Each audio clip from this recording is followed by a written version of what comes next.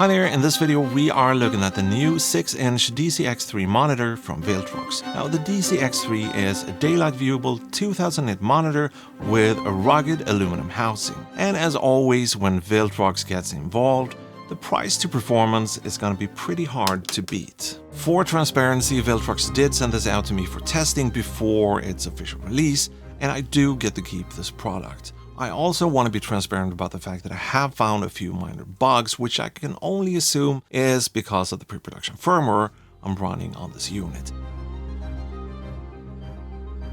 Right out of the box, it's clear that the DC-X3 is a more premium product. It's got a more premium feel to it overall. The metal housing gives it a nice, robust feeling. I also noticed that Viltrox did move around some of the ports from the bottom, like the headphone jack, which now sits here on the side next to the HDMI in and out, which I think is a great idea. It makes the bottom of the monitor a lot more spacious, and it obviously opens up for more types of monitor mounting options and make that whole thing a lot easier. The monitor comes with pretty much everything you need to get it up and running right away. We've got the monitor itself here, obviously, and we also got an included screen protector, which I've already attached here to the monitor.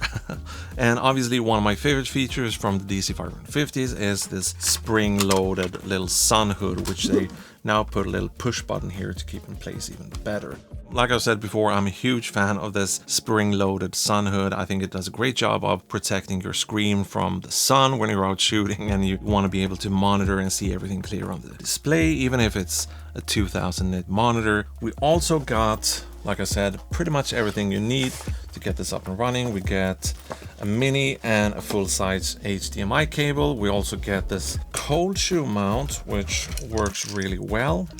And last but not least, we also get this included little NPF style battery that looks like this. Also got a battery indicator on it like that. And the fun thing is that you can charge this NPF battery over USB-C power delivery, which actually saved me just a couple of days ago when I was traveling and forgot to bring an NPF charger. That said, this teeny tiny little battery will only give you about 60 minutes of runtime.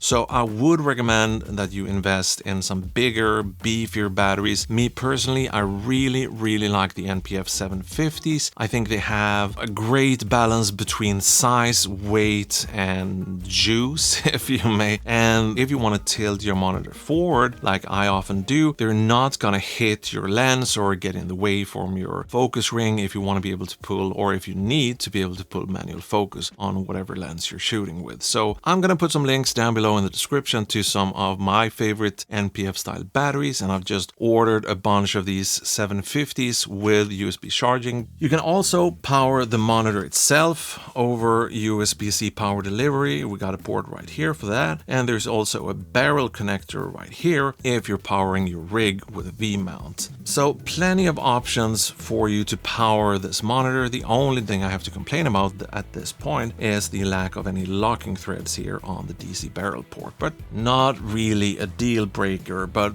it would have been nice to have threads here on that connector. Moving on. At the core of this monitor, we have an 8-bit 6-inch IPS display with a maximum brightness of 2000 nits. Now, just to make a few things clear, even if you're recording in 10-bit 422, most of us still monitor and we deliver our videos in 8-bit Rec 709, so there isn't much use for a 10-bit monitor in most people's workflow. Same thing goes for screen resolution, which is another common mistake a lot of people make when they look at monitor specs. No 16:9 on-camera monitor will have a higher resolution than 1920 by 1080. Not even this super expensive monitor for ARRI made by Small HD. The 4K you often see advertised means the monitor will be able to downscale a 4K signal at up to 30 frames per second. But if you set your HDMI output on your camera to 1080, most monitors, including the X3 and the X4, will let you monitor much higher frame rates. And speaking of signals, one of the things that makes the X3 quite special is the fact that it offers both HDMI in and out, as well as SDI in and out. The SDI is a more professional standard which makes the monitor a bit more compatible with more types of transmitters, switches, and other types of higher-end equipment like cameras that sometimes don't have any HDMI puts at all. So if you don't need SDI, you could opt for the more affordable X2 version, which is HDMI only. Apart from that, you're getting the same specs and the same features and everything as you would on the X3. Let's talk about LUTs. The way you import your own LUTs, your custom LUTs, or whatever you want to call them, have been improved on the new X models, as you're now able to use a regular thumb drive instead of trying to find some old SD card, which I know have created problems for a lot of users in the past, since most monitors can read cards bigger than 32 but most often 64 gigabytes, and a lot of the SD cards we use today for video is usually bigger than 64 gigabytes, but that's no longer a problem as we can use regular thumb drives these days. The only downside to the solution, I guess, is that you no longer will have a spare SD card tucked away in your monitor. To install your own LUTs on the X3 and the X2, just drag and drop them on the thumb drive and open the drive on your monitor. By highlighting one of these LUTs, it automatically gets loaded onto the monitor after a few seconds. Now, the monitor also have some pre-installed conversion LUTs, but I always recommend that you install your own LUTs. There's so many different types of conversion LUTs available, especially for S-Log 3 shooters, and chances are that the LUTs that are pre-installed on your monitor won't be the exact same ones that you used to when you're editing and color grading your footage and that kind of stuff. So make sure to get your own LUTs on your monitor before you start using it. The touchscreen feels very responsive, and I haven't experienced any noticeable lag or latency over what's normal for a good monitor. You can obviously pinch zoom for critical focus and swipe up and down on the edges to adjust your brightness and the volume.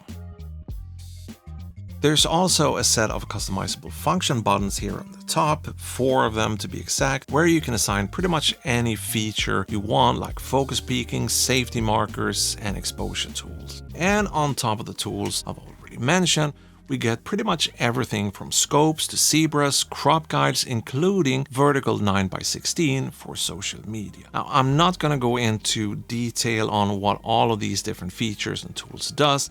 I'm sure most of you have a pretty good understanding of them already, so I'm just gonna put them up on the screen here for a couple of seconds, and if you do have any questions, don't hesitate to put them in the comment section down below.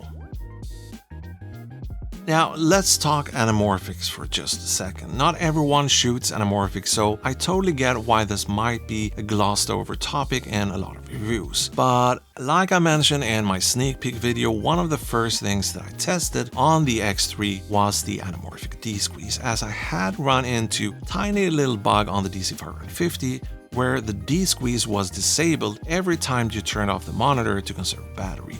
I'm happy to report there's no such bugs on the X3, and I assume the same goes for the X2. So on the anamorphic side, everything works great. You get a nice set of D-squeeze modes that should cover most of the lenses out there. It could be worth mentioning that this monitor and the X2 have active cooling, which you can control in the menu. If you set it to low, the fans are virtually inaudible, but you can turn the fans off completely if you need to. During my testing, I had the fan speed set to medium, which is the default mode on this monitor, and I spent 2 whole days out in direct sunlight without any issues or temperature warnings from the monitor.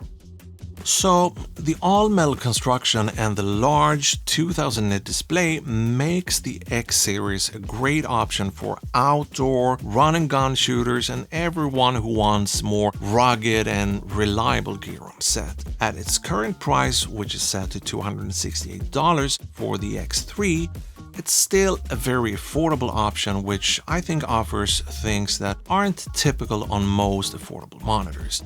And if you don't see yourself using the SDI ports, you can obviously save a few bucks by getting the X2 model instead. But as no product is perfect, let's round this video off with my pros and cons. So I wish the DC barrel connector had locking threads like we see on the OC-Little 1.5, which have been kind of my benchmark budget-friendly monitor for a while. Now, for pros, that extra little half-inch makes quite a bit of difference. I also think it's great that we get the case, the transport case, and we get all the accessories, especially for people just getting into camera monitors. For us more seasoned shooters, we probably already have cables and mounts and that kind of stuff that we really use. But I don't think we can see traces of Viltrox taking away from the overall build quality or the functionality of the X3 or the X2 and spending some of that budget or that money on these accessories. There will be some links down below where you can check out and compare the current prices on the X3 with the X2, along with my recommended NPF batteries and some other things related to monitors that I really like. So make sure to check those out. I will do a comparison video pretty soon between the X series and the 550 series, so let me know if there's anything you want me to bring up in that video. Until then, ciao, and thank you for watching.